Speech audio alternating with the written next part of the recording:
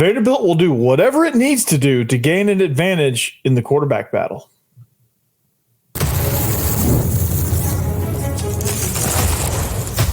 You are Locked On Vandy, your daily podcast on the Vanderbilt Commodores, part of the Locked On Podcast Network, your team every day.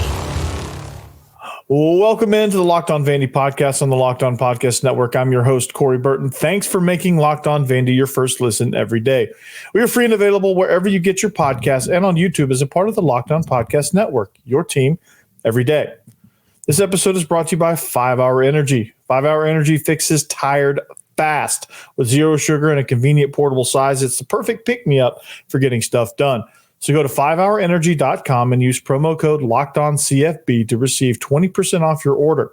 This offer is only valid until September 30th on one order and cannot be used with other promotions. So go to 5hourenergy.com today.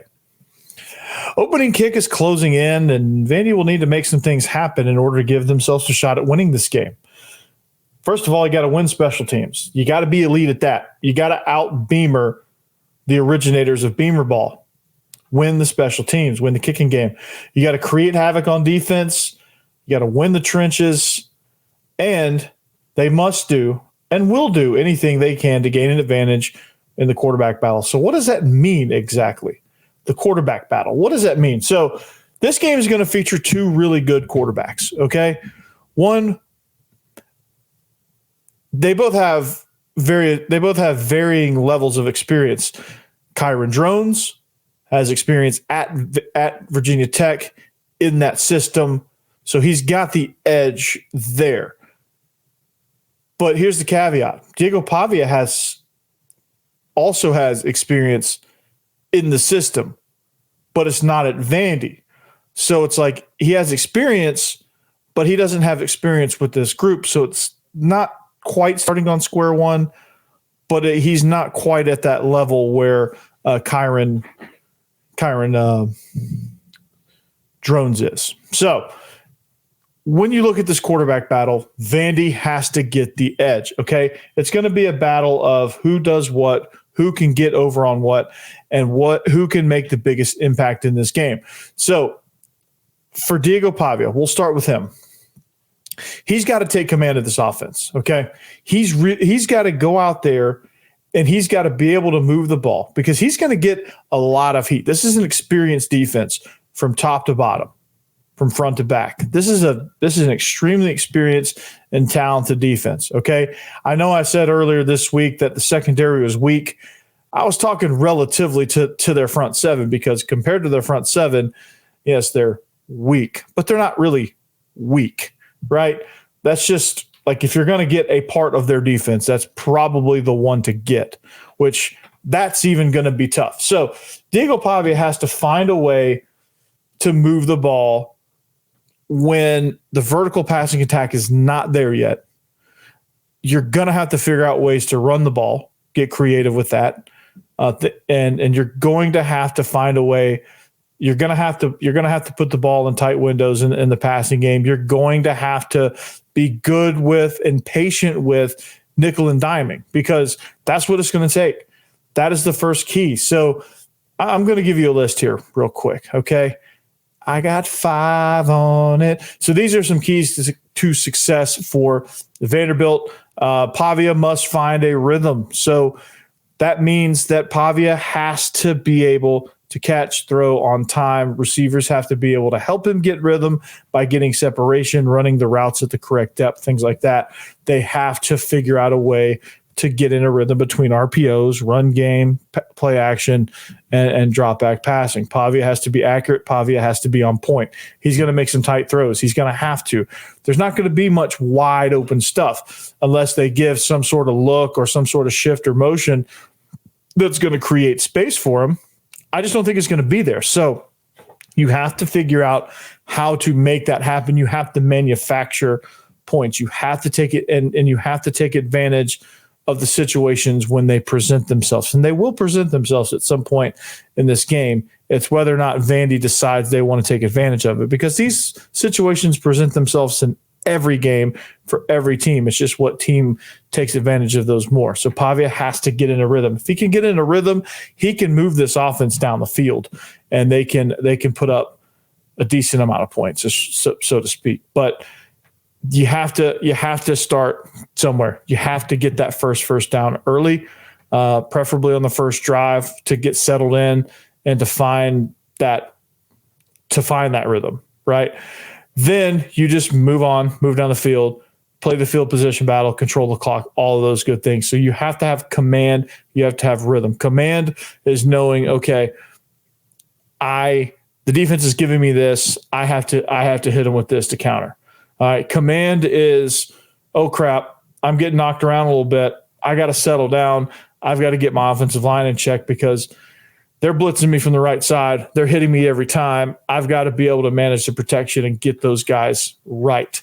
That's command of the offense, being able to coach those guys through those situations. He's got to be able to do that. If he does that, I think you're going to see Vandy very successful. If he struggles to get command and to get rhythm of this offense, it's not going to be so pretty for Vanderbilt. And you're going to see this team struggle mightily to try to get things going, because you can't manufacture it in the third quarter. Like, that's too little too late. Like, you have to gain command within the first couple of series, or it's going to be a long day. Because if Virginia Tech comes out with command and come out on a rhythm, it's going to be even longer of a day, and you're going to be sitting here going, oh crap, we're on the wrong side of a blowout. So get in rhythm defensively. Okay, we have to get an advantage in the quarterback game. So what does that look like from the defensive perspective? How does the defense gain us an edge, gain Vandy an edge in the quarterback battle? Well, they got to get pressure on drones. They've got to get pressure on Kyron Drones. They've got to be able to affect him in various ways. They got to push the pocket. They've got to contain him because he can run. He's a really good runner. Something about running quarterbacks at Virginia Tech. He's a really good runner. So they got to contain him. They got to contain the rush, and they got some experienced guys. They have experience. They don't necessarily have experience together, and they don't have experience necessarily with Clark Lee, but they do have experience playing college snaps. So they have that going for them at least. But they have to be able to affect the rush, whether they contain him, push the pocket from the middle, and just disrupt his timing. They need to get hits on him. They need to get sacks on him.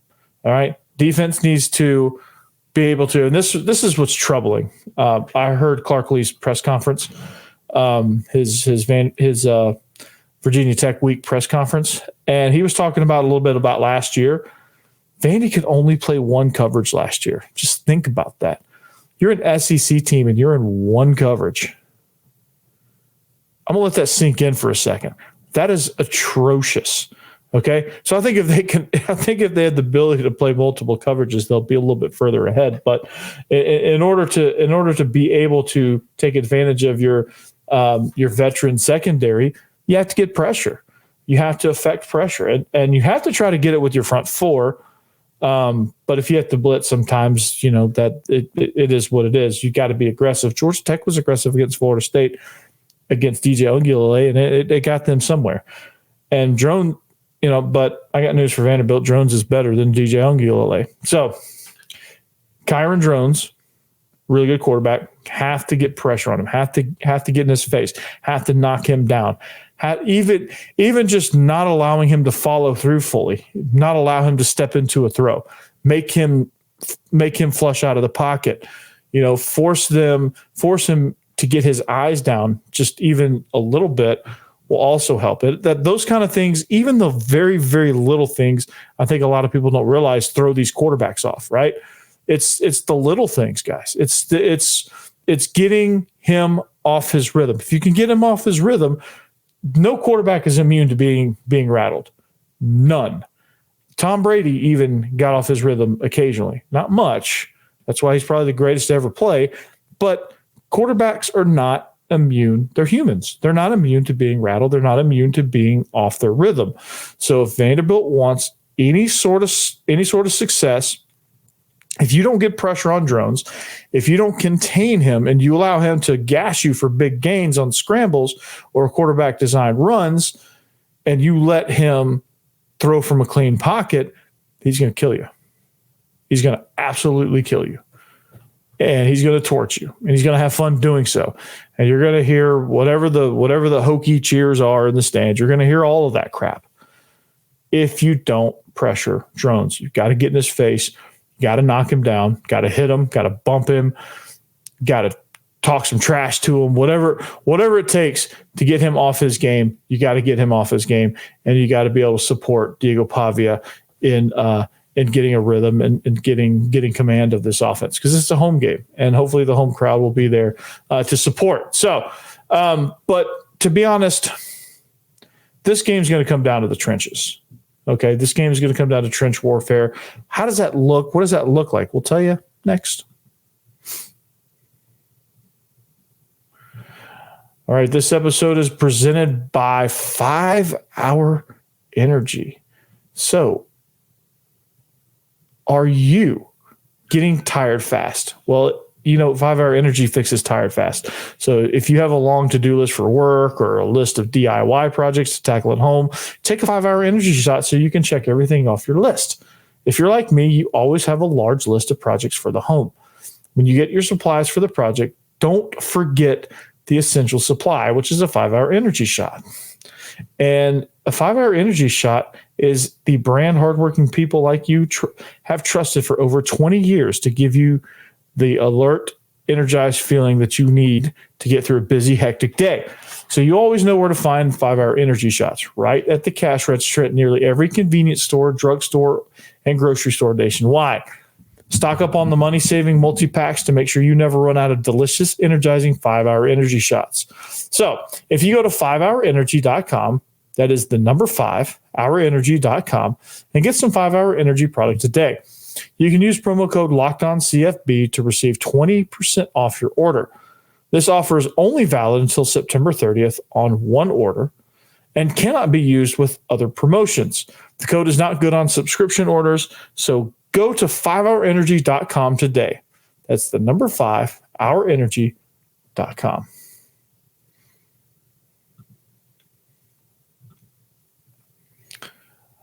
All right, welcome back. College football is back, and it's not too late to catch up before the season kicks off. SEC, ACC, Big 10, Big 12. You can get all that from Locked On stable of college experts by subscribing to the Locked On College Football podcast.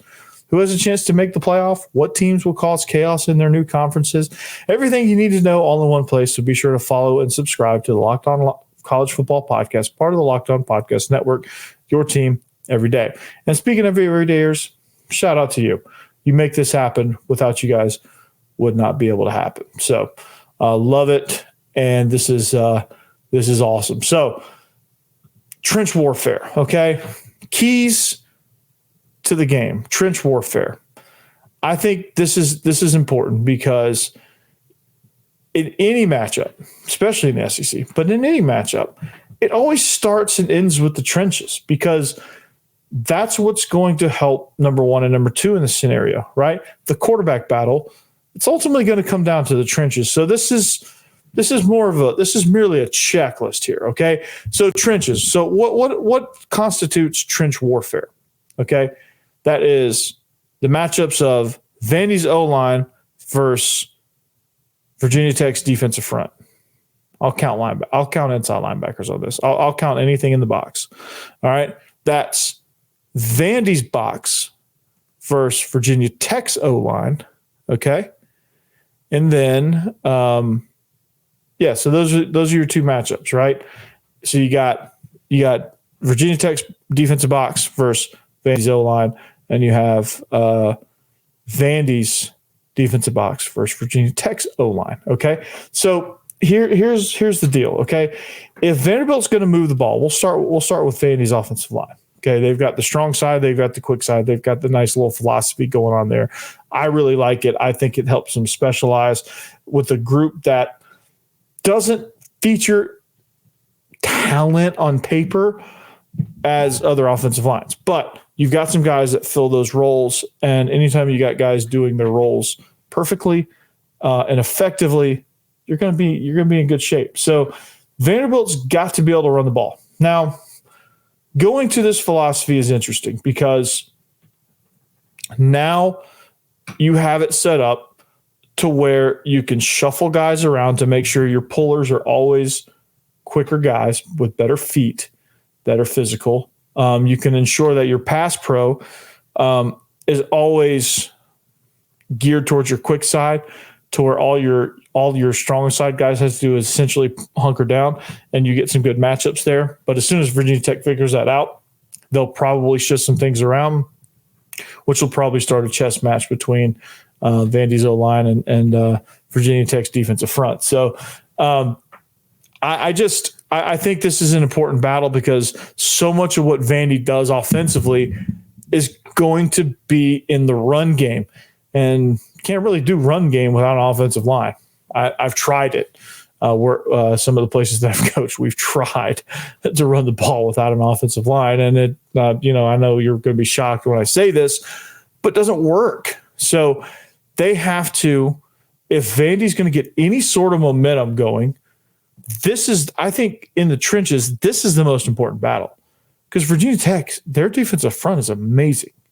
Lots of experience, great pass rush, tough against the run, and they're just good. They're physical. They're big. They've got guys coming in. It's a very talented group. So Vandy's going to have to figure out ways to get the ball going in the run game. And I think it's going to have to be RPOs. I think it's going to have to be formations, and I think it's going to be moving those formations and shifting those looks around, getting them set up to where they're trying to guess where the pullers are coming from, and Vandy's going to have to do things that break those tendencies, and they're going to have to do things to move guys around to be able to set the offensive lineman up with the best possible surface to block, whether it's running duo inside zone or stretch outside zone, any sort of options, things like that. So for Vandy, anytime they can get somebody isolated in conflict, whether it's 1 to 2 players, where you have like a RPO triple where you're reading a first level defender and you're reading a second level defender in the third phase of the option play or the RPO play. You have to figure things out like that to get guys isolated to where they're almost blocking themselves.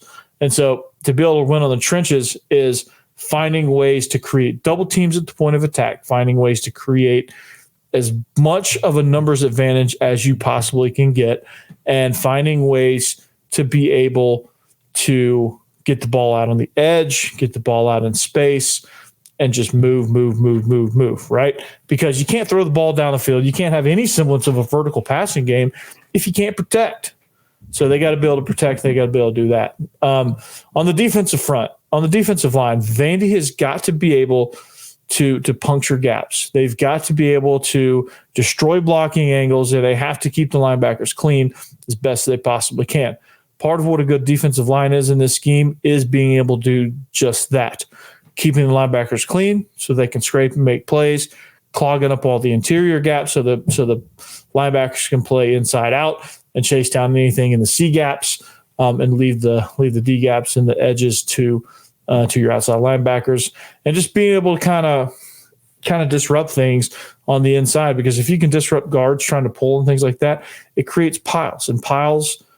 If you can create a pile, the advantage goes to the defense because the runner has to stop or slow down, gives you pursuit time to close in, and usually those runs don't go anywhere unless you're Barry Sanders, which I don't think they have Barry Sanders, but this is going to be a fun matchup to kind of see how Clark Lee achieves that on the defensive line. I'm excited about it. I think this is going to be one of those matchups to where you have a really good defensive front for Vandy that they rotate a lot of people. Just because you're not the starter doesn't mean you're not going to play a ton. They don't have any superstars on that side of the ball, but I think Corday Sidnor and Zaylen Wood could possibly turn into, I'm not going to say superstar, but they could turn into stars in that unit. And they could be two guys that could really, really affect what this game is, because Corday Sidnor is going to bring the energy, and he's a good player to boot. Zaylen Wood's going to bring the energy. He's a good player to boot. and the rest of them are just going to fall in. And that's going to benefit Langston Patterson. That's going to benefit Brian Longwell from the inside linebacker perspective. And that's going to benefit if the defensive line can do their thing. That might limit the people being able to get out on the edge to block. So that's going to really affect the Razors, the outside linebackers, Star, the safeties coming down to fill for the run. It's going to positively affect those guys. So it all, honestly, if the defensive line can do their job, it's gonna have a positive effect on everybody across the board, because now everybody can get to their landmarks and do their jobs pretty cleanly. So win the trenches, win on the trenches. You have to be able to win on the trenches if you're going to have any shot at all at creating havoc on defense. And havoc plays are tackles for loss, sacks, takeaways, things like that, hurries, even things that disrupt the rhythm of the quarterback. Getting pressure on drones is also ties into point number 4 here. Creating momentum with havoc plays, because the psychology up here in the dome, the psychology of havoc plays is tremendous, man. Just think of the fire. Just think of the juice when somebody gets a takeaway. Just think of how excited everybody gets. Just think about how deflated the other side gets when you get a takeaway. When you get a big sack on a third down, let's say the ball's right around midfield, and if they get this first down, now they're not far from scoring range. You get a big sack on third and long, they have to punt now. Your defense is jacked up and your offense has a little bit of confidence, right? It's all about the havoc plays. It's all about creating that positive momentum. It's all about gaining an edge mentally. With point number 4, that's where you gain your mental edge. If you can do those things with a defense that's going to play aggressively, then you're going to win. You have a chance of winning. If you can take the ball away, your chances of winning go way up, okay? Like those are the things that Clark Lee likes to do. That's the thing he thrives on, especially third down pressures. He's really, really good at that. He was really good at that at Notre Dame. That's one of the staples of his defense is their abilities to get to the quarterback and affect the quarterback's rhythm. Kyron Drones, not Caleb Drones. Kyron Drones is an amazing quarterback. He is somebody that can really hurt you if you allow him to. So creating those havoc plays, getting in his head, if you can get some takeaways at his expense even, then that'll go a long way. Couple of good picks early on, and it might be all she wrote. So, but we're going to talk about special teams and how that can gain an edge as well. And of course, I'm going to let you guys go with picks. So we'll talk about all that next. Right, this episode is brought to you by FanDuel. You've heard us talk a lot about FanDuel, America's #1 sports book. Well, we have something a little different for you. Now, through September 22nd, all FanDuel customers can bet $5. I think you heard me right. $5 to get a 3-week free trial of NFL Sunday Ticket from YouTube and YouTube TV. Then, with a YouTube TV base plan, you'll be able to watch every regular season Sunday afternoon out-of-market game. All you need is a Google account and a current form of payment, and you can cancel at any time. So just visit FanDuel.com/lockedon to download America's #1 sports book. This episode is also brought to you by Factor. Fuel up with Factor's no prep, no mess meals. Meet your wellness goals thanks to the menu of chef-crafted meals with options like Calorie Smart, Protein Plus, and Keto. Factor's fresh, never frozen meals are dietitian approved and ready to eat in just 2 minutes. So no matter how busy you are, you'll always have time to enjoy nutritious, great tasting meals. So make today the day you kickstart a healthy routine. What are you waiting for? With 35 different meals and more than 60 add-ons to choose from every week, you'll always have new flavors to explore. You can crush your wellness goals this May with dietitian approved meals and ingredients that you can trust. So make your day delicious from breakfast to dessert. Stay fueled with easy, nutritious options. So treat yourself to restaurant quality meals that feature premium ingredients like filet mignon, shrimp, and blackened salmon. So keep the kitchen time to a minimum. Factor meals are ready in 2 minutes. No shopping, no prepping, no cooking or cleaning up. Enjoy effortless support for your lifestyle. So choose from 6 menu preferences to help you manage calories, minimize or maximize protein intake, avoid meat, or simply eat well balanced. So head to factormeals.com/LockedOnCollege50 and use code LockedOnCollege50 to get 50% off your first box plus 20% off your next month. That's code LockedOnCollege50, the number 50, at factormeals.com/LockedOnCollege50 to get 50% off your first box plus 20% off your next month while your subscription is active.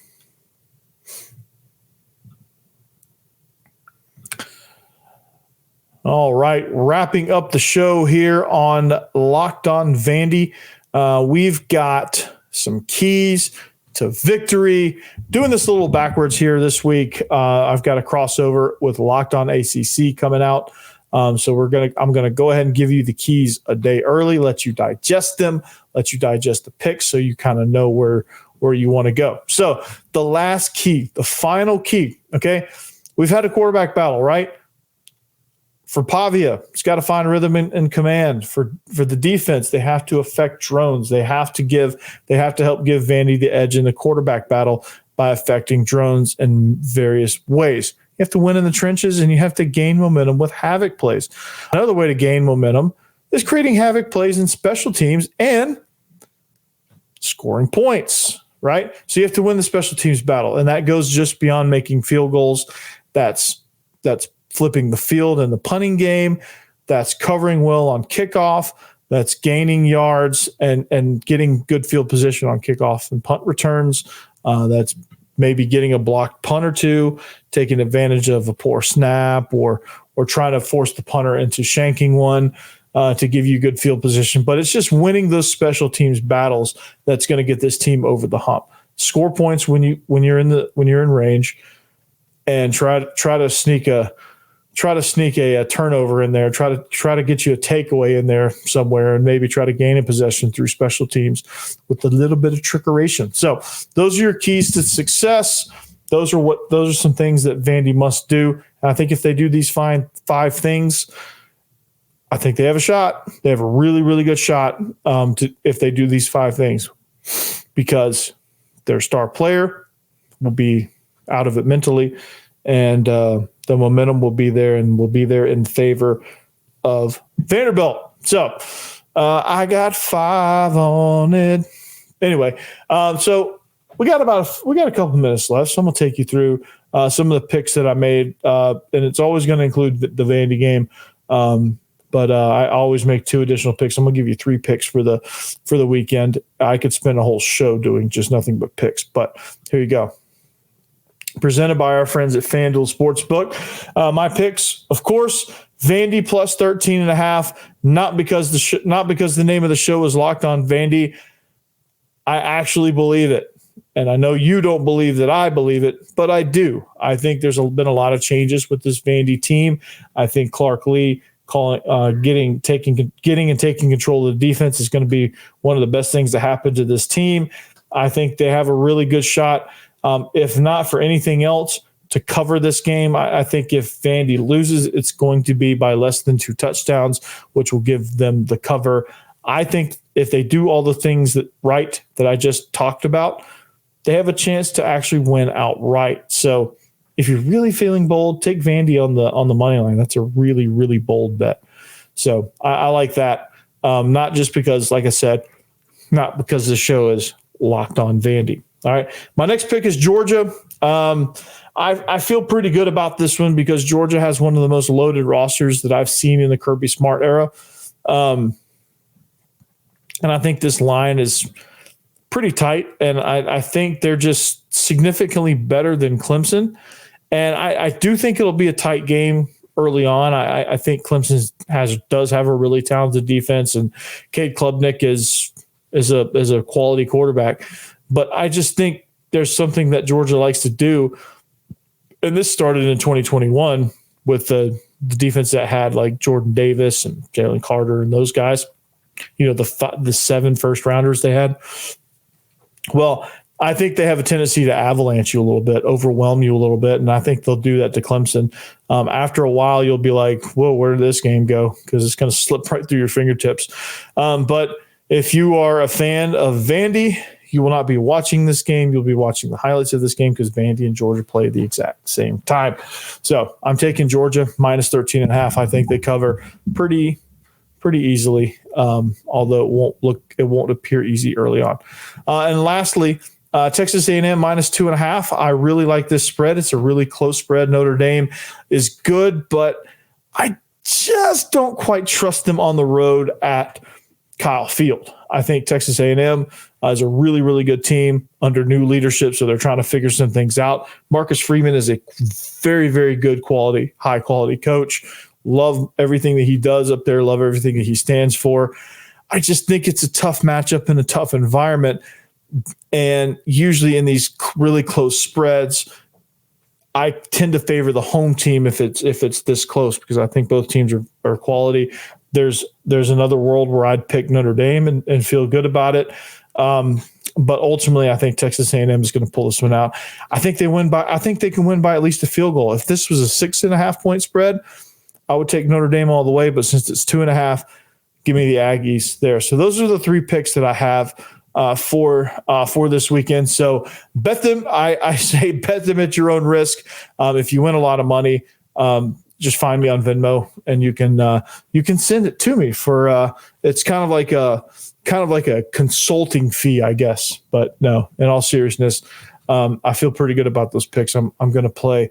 I'm going to play 4 plays on that. I'm going to play each one individually, and I'm going to play a parlay as well, just in case I hit all of them. So those are what I'm going with there. But anyway, that's all I got for you guys today. I'm going to go ahead and wish you a happy weekend. I'm going to have a happy first weekend of college football.